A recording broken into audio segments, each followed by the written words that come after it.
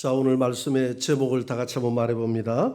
부활하신 예수님을 만난 사람들. 자, 오늘 본문의 내용은 우리 예수님이 예루살렘 동편에 감람산이라는 산이 있어요. 그 감람산의 겟세마네 동산까지는 한 1km 정도 거리인데, 우리 주님이 살아생전에 낮에는 복음을 전하시고 예루살렘에 계실 때는 밤에는 그 감람산 아래 언덕인 겟세마네 동산에서 밤을 새워서 기도했던 그 장소입니다. 그 감람산에서 우리 주님이 하늘로 성천에 올라가신 줄 믿으시기 바랍니다. 이 성천을 지켜봤던 사람들이 오늘 본문에 보니까 한 500여 명의 사람들이 야, 신기하다, 말로만 듣던 비행기를 안 타도 저렇게 올라가네, 이렇게 하면서 너무 신기하게 주님의 성천을 지켜봤다는 것입니다. 그래서 주님이 올라가시면서 처소가 예비되면 내가 너희를 다시 데리러 와서 나 있는 곳에 너희도 함께 있게 하리라. 할렐루야. 우리는 그런 살아있는 소망을 가지고 있는 그리스도인인 줄 믿으시기 바랍니다.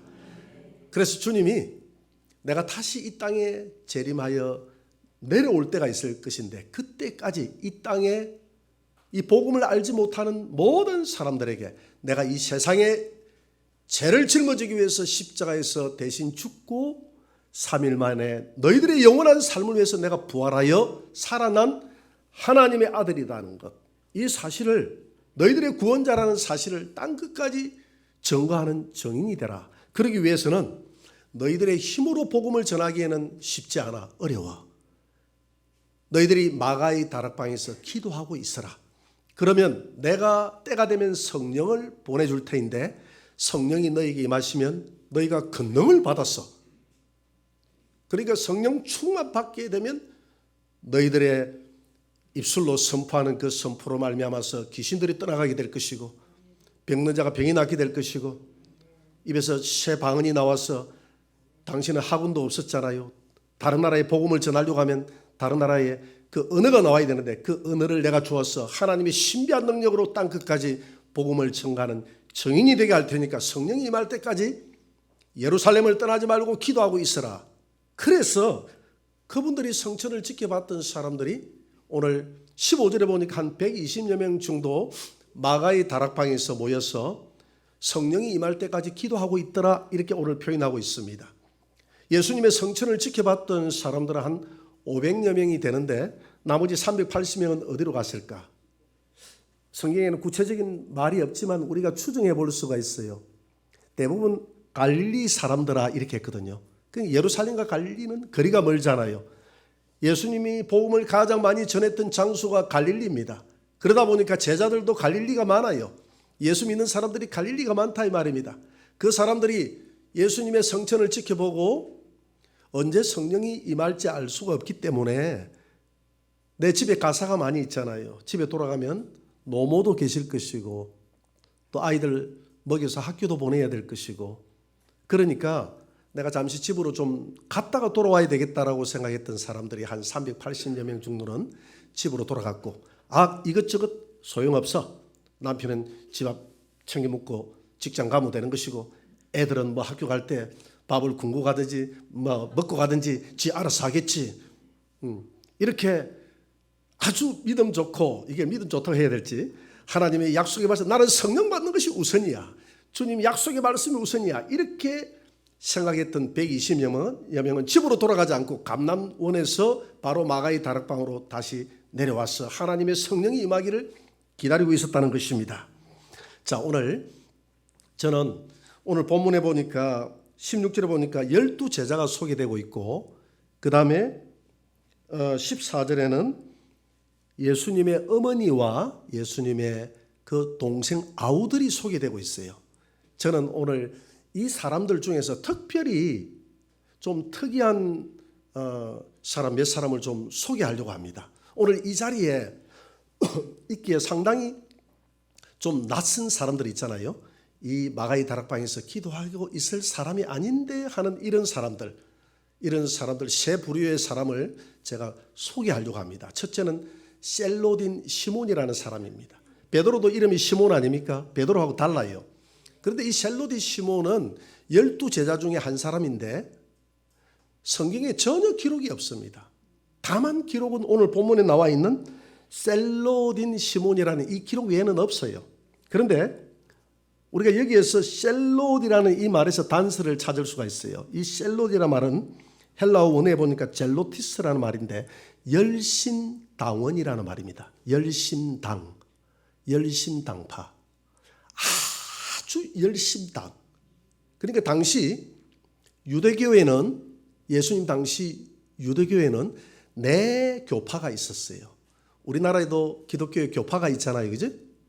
네 교파가 있는데 이 네 교파를 성경에는 당파라고 이렇게 이야기를 합니다. 당이 있었는데 첫째는 바리새파라는 당이 있었고요. 그러니까 유대교의 종파입니다. 유대교의 종파 바리새파. 그 다음에 사두개파. 그 다음에 에세네파. 그 다음에 오늘 본문에 보니까 열심당파. 이 외에도 여러 당파가 좀 여러 교파가 있기는 했는데 당시에 세력이 컸던 이런 이제 교파가 이 네 개파가 있었다 이 말입니다. 여러분 바리새파 하면 누가 생각납니까? 사도 바울이 생각이 나죠. 사도 바울은 유대교의 바리새파였어요. 이 바리새파는 어떤 사람들로 줄로 구성이 되어 있었느냐 하면 당시에 다 유대교를 믿고 있었죠. 그렇지만은 이 당파에 소속된 사람들은 많지 않았어요. 유대인들 중에서. 아무나 또 들어갈 수 있는 것도 아니고 자격 조건이 어느 정도 돼야 이 당파에 소속을 시켜줍니다. 이 바리새파는 한 당시에 1만 5천 명 정도가 됐는데요. 주로 성경을 필사했던 그런 또 성전의 일을 돌봤던 서기관, 또 제사장들 중에서도 하위급 제사장들, 계급적으로는 중간 계급 정도, 서민들, 이런 사람들이 들어갔던 교파가 바리새파인데요. 이 바리새파는 율법을 굉장히 중시했고 성경 있는 말씀 그대로 믿는 유대교 근본주의자들이었습니다. 그래서 그 근본주의자들 중에서도 나는 더 근본주의자다 이렇게 이야기했던 사람이 사도 바울 아닙니까? 나는 바리새인 중에 바리새인이다. 그 요즘 우리나라로 친다면 우리 장로교 중에서도 더 근본주의자가 누굽니까? 재금파라고 있죠. 재금파. 여러분 잘 아시는지 모르겠어요. 우리 침례교도 우리 한국에는 두 개밖에 없거든요. 기독교 한국 침례교하고 성서 침례교회인데 성서 침례교회가 아주 근본주의자입니다. 거기는 집사도 없어요. 신약 성경에 집사도 없다 해가지고 집사도 없고 모든 게 형제 자매로 다 통하는 오직 성경만 강조하는 데가 이제 성서 침례교회죠. 이와 같이 사도 바울은 나는 바리새인 중에서 나는 근본주의자 중에서도 나는 근본주의자다 이렇게 주장을 했죠. 그 다음에 이제 이 사두개파는 주로 어떤 사람들이 구성이 되어 있느냐 하면 대제사장, 그 다음에 제사장들 중에서도 좀 사회적으로 직위가 있는 제사장, 사회적으로 좀 귀족 계급들, 이런 사람들이 주로 사두개파에 들어갔습니다. 한 5천 명 정도 됐거든요. 그러다 보니까 이 사람들은 율법은 정확하게 믿는데 우리 영혼 불멸이나 우리 사람이 부활한다거나 예수님의 부활을 믿지 않아요. 부활한다거나 또 천사들이 있다거나 이런 것은 믿지 않았어요. 지금으로 이야기하면 좀 자유주의 신학자들. 그러다 보니까 이 사람들은 세속 정치에 관심이 많아요. 그래서 세속 정치에 관심이 많아서 당시에 유대교인들의 최고 헌법기관이 사내들인 공회가 있었거든요. 그 사내들인 공회원들의 대부분이 이 사두개파에서 나왔습니다. 그러다 보니까 이분들은 굉장히 세속 권력에 관심이 많았던 분들이죠. 그 다음에 이제 에세네파라고 있었어요. 이 에세네파는 당시 한 4천여 명 정도가 있었던 것으로 이렇게 문서에 남아 있는데 지금으로 이야기하면 수도사들입니다. 수도사들.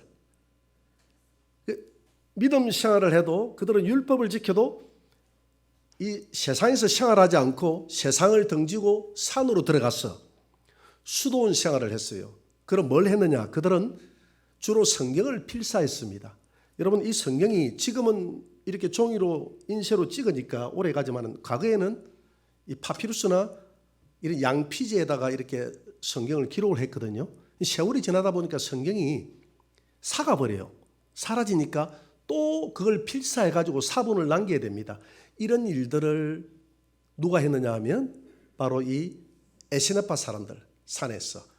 그래서 여러분 그 이전에 그 뉴스에서 이런 이야기 들었지 않습니까? 그 목동들이 사해 근처에서 양을 잃어버려서 양을 찾다가 동굴이 보여서 동굴에다 돌을 이렇게 탕 던졌는데 뭐 안에 쨍강 소리가 나서 올라가 보니까 항아리 안에 사본이 들어 있었는데 그것이 사해 사본인데 가장 오래된 사본이다. 그런 이야기 여러분들 들어보셨죠? 안 들어보셔도 그거 몰라도 됩니다. 예수님만 잘 믿으면 돼요. 그래가지고 이제 그런 일들을 했던 분들이 이 에세네파 사람들 뭘 먹고 살았느냐? 그 사람들은 산에서 텃밭을 일구고 살았고요. 또 그분들을 존경해가지고 일반 서민들이 먹을 것을 동굴 앞에 기도하고 있으면 갖다 주고 그렇게 수도원 생활을 했던 분이 에세네파. 그래서 여러분 침례 요한 있잖아요. 침례 요한은 에세네파 이런 일 것으로 그렇게 우리가 추정하고 있어요. 왜냐하면 침례 요한은 산에서 짐승의 가죽옷을 입고 메뚜기와 석청으로 이렇게 살았다고 그랬거든요. 그러니까 산중에 살았으면 에세네파 이런이었을 것이다. 그래서 침례 요한이 부모님을 빨리 여의고 아마 에세네파에 있는 어떤 사람이 그를 데리고 가서 이렇게 키웠는데 침례 요한이 기도하다가 하나님으로부터 계시를 받고 예수 그리스도의 나심에 대해서 복음을 전했던 그 사람이 침례 요한이 있을 것이다. 이렇게 보고 있습니다. 그 다음에 이제 열심당파, 오늘 셀롯인 이 시몬이 열심당파라고 했지 않습니까? 열심당파는 어떤 가치관을 가지고 있는 유대 교인들이었느냐 하면 폭력을 어떤 정당한 목적을 위해서는 폭력을 써야 된다 이렇게 생각하는 사람들. 이는 이로 눈은 눈으로 아주 강한. 그러니까 이 사람들은 목적은 뭐냐면 당시 로마가 이스라엘을 지배했지 않습니까? 그래서 이 폭력으로 저 로마를 물리치고 우리가 힘을 길러서 우리나라의 독립을 이루어야 된다라고 생각했던 사람들이 바로 이 열심당파들입니다. 그래서 우리가 그 사도 바울을 죽이기까지는 우리가 아무것도 먹지도 않고 마시지도 않겠다고 결의했던 그 열심당원들이 있잖아요. 그 사람들이 오늘 열심당파예요. 그런데 이스라엘의 독립을 위해서 살았던 이 셀로딘 시몬이 왜 예수님의 제자가 됐을까? 예수님은 독립운동 안 했거든요. 그런데 왜 예수님의 제자가 됐을까? 우리가 좀 궁금하게 생각해 볼 필요가 있어요. 이 셀로딘 시몬의 입장에서는 독립운동을 해보니까 한계에 부딪혀요. 힘의 한계에 부딪힌다 이 말입니다. 그런데 당시 예수님을 쳐다보니까 엄청난 파워와 능력을 가지고 유대인들의 모든 마음들을 사로잡았습니다. 그래서 요한복음 6장에 보면 유대인들은 예수님을 유대의 왕으로 세우려고 했거든요. 그러면서 그들은 예수님을 나중에 그 영접할 때 호산나 호산나 이제 구원하소서 하면서 종려나무 가지를 들고 예수님을 영접하지 않습니까? 이 말은 무슨 말이냐면 우리를 죄에서 구원해달라 이런 이야기가 아니라 저 로마로부터 우리를 이제 구원해 주시고 다윗의 자손으로 오시는 이여 다윗 시대 때 우리 이스라엘이 엄청난 국운을 떨쳤던 것처럼 이 나라의 독립을 쟁취해서 이 나라가 번성할 수 있도록 우리를 구원해 달라고 이렇게 따랐던 그 유대인들이 따랐던 한참 인기가 있을 때에 아하 저 사람을 내가 따라서 제자가 되면 내가 이 나라의 독립을 쟁취할 수 있겠구나. 그러니까 이 열심당파였던 열심당원이었던 이 사람이 자기의 옷을 벗어버리고 예수님의 제자가 됩니다. 궁극적인 목적은 같죠. 내가 이 힘으로는 안 돼. 예수님의 힘을 빌려서 우리 이스라엘의 독립을 쟁취해야 되겠다. 내 목적을 이루어야 되겠다. 이렇게 생각했던 사람이 오늘 셀로딘 시몬입니다. 그런데 이분이 변하기 시작합니다. 이분이 변하기 시작해요. 예수님의 제자가 되면서 예수님의 3년 동안 가르침을 받으면서 내가 세상의 독립을 위해서 온 나는 하나님이 아니라 너희들을 마귀로부터, 죄와 사망으로부터 너희들을 독립시키기 위해서, 해방시키기 위해서 온 나는 하나님의 아들이요 구원자다. 할렐루야. 믿으십니까? 우리 예수님은 이 세상의 마귀로부터, 죄와 죽음으로부터 우리를 독립시킨 하나님의 아들이심을 믿으시기 바랍니다. 이 사고가 이 셀로딘 시몬으로 하여금 칼을 내려놓게 만들고 폭력을 내려놓게 만들고 예수님을 따라서 죄와 사망으로부터, 마귀로부터 우리 영혼의 해방을 시키는 그런 독립운동가로 바뀌었다는 사실입니다. 그리고 오늘 또 예수님의 제자 중에서 마태라는 사람이 나옵니다. 이 마태는 세금 징수원이었죠. 세리장이었다고 했어요. 또 레이라는 이름으로도 성경에 소개되고 있습니다. 당시에 이 로마는 이 유럽과 이 아시아를 지배했지 않습니까? 지배하면서 로마는 이 아시아를 지배할 때 가장 중요한 것이 돈이었어요. 세금이었어요. 왜 그러느냐 하면 로마는 전 세계를 지배할 때 군사 국가였거든요. 군대 국가였거든요. 이 군대를 유지하기 위해서는 돈이 필요했습니다. 월급이 필요했어요. 병사들에게 월급을 줘야 잘 싸우지 않습니까? 그래서 많은 세금을 걷어들여야 됐습니다. 그런데 세금을 걷어들이면 저항에 부딪히지 않습니까? 그렇지 않아도 너가 우리나라에 와가지고 우리를 수탈하는 것이 그 자체만으로도 저항인데 세금까지 많이 걷어가면 더 저항에 부딪히죠. 로마는 머리를 씁니다. 이 세금, 사람들은 돈 문제에 예민하지 않습니까? 세금 많이 안 걷고 복지 잘해주고 하면 불만이 없거든요. 우리가 전부 다 우리가 데모하고 그 민노총이냐 한노총이냐 이런 데서 다 시위하고 하는 이유가 전부 다 복지, 그 다음에 정당한 인권, 정당한 월급 이런 것 때문에 다 하잖아요. 그러니까 이 로마는 머리를 쓰는 겁니다. 세금 문제, 돈 문제 잘못 건드렸다가는 폭동이 일어날 수 있으니까 이거 우리가 하지 말고 자기 나라 민족 그 사람들에게 맡기자. 그래가지고 그들이 공모를 받아가지고 돈을 많이 써가지고 누가 세리가 됐냐면 마태가 세리장이 됐다 이 말입니다. 그러니까 마태가 얼마나 겉모술수가 뛰어난 사람인 것을 알 수가 있죠. 돈을 가지고 돈을 써가지고 세리가 됐어요. 내 민족이야 굶어 죽든 말든 소용이 없어요. 세금을 많이 걷어옵니다. 일정량만 바치면 되는 거예요. 그러니까 어느 정도 바치라는 그 세금의 목표가 있거든요. 그 목표 맞고 바치고 나면 자기는 적정량만 가져야 되는데 과도하게 세금을 걷어서 그냥 입마에 포켓해가지고 수탈하는 것입니다. 그러니까 당시 유대인들의 입장에서는 천국 가지 못할 가장 악한 무리들이 있는데 그 무리들의 첫째는 창기요, 두 번째는 세리다고 생각을 했습니다. 아주 나쁜 죄인 중에 죄인이 세리다고 생각을 했어요. 그런데 이 마태가 예수님을 만나고 난 다음에 완전히 변하죠.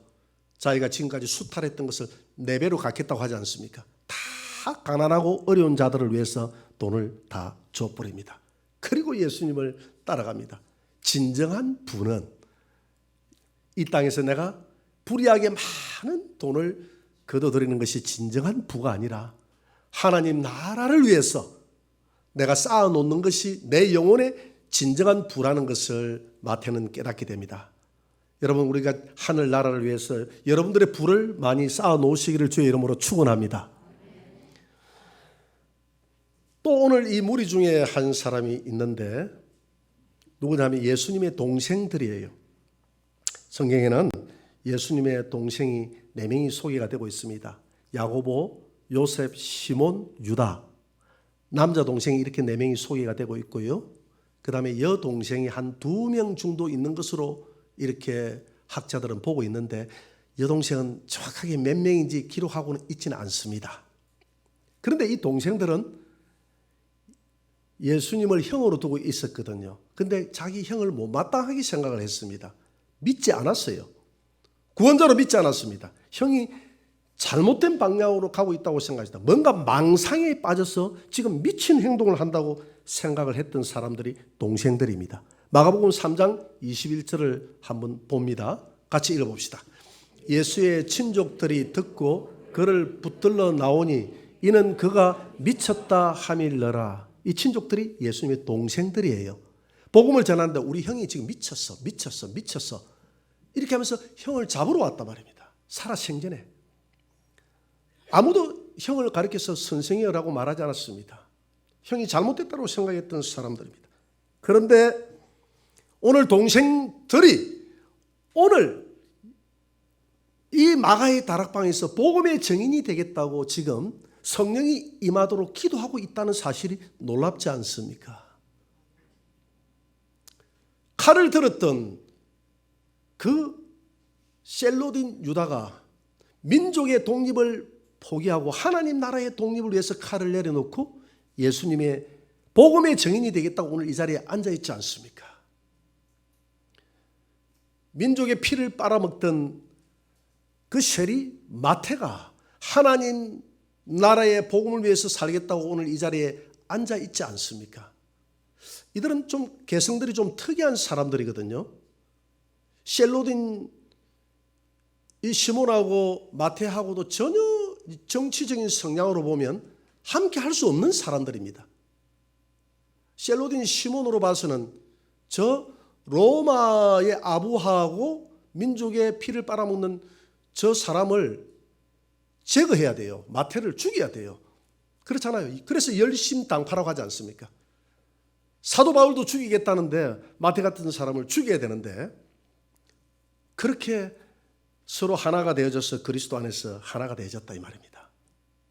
왜 이들이 하나같이 예수님을 배척했던 이들, 하나같이 색깔이 분명한 사람들이 오늘 예수님의 증인이 되겠다고 오늘 집에도 돌아가지 않고 마가의 다락방에서 전혀 기도에 힘쓰면서 하나님의 성령이 임할 때까지 기다리고 있었느냐?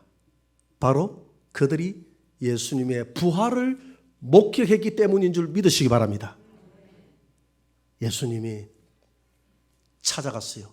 12 제자를 일일이 찾아가서 도망갔던 그들을 다 다시 부활 후에 모읍니다. 우리 형은 미쳤어 했던 동생들을 찾아갑니다. 그 동생들이 무릎을 꿇습니다.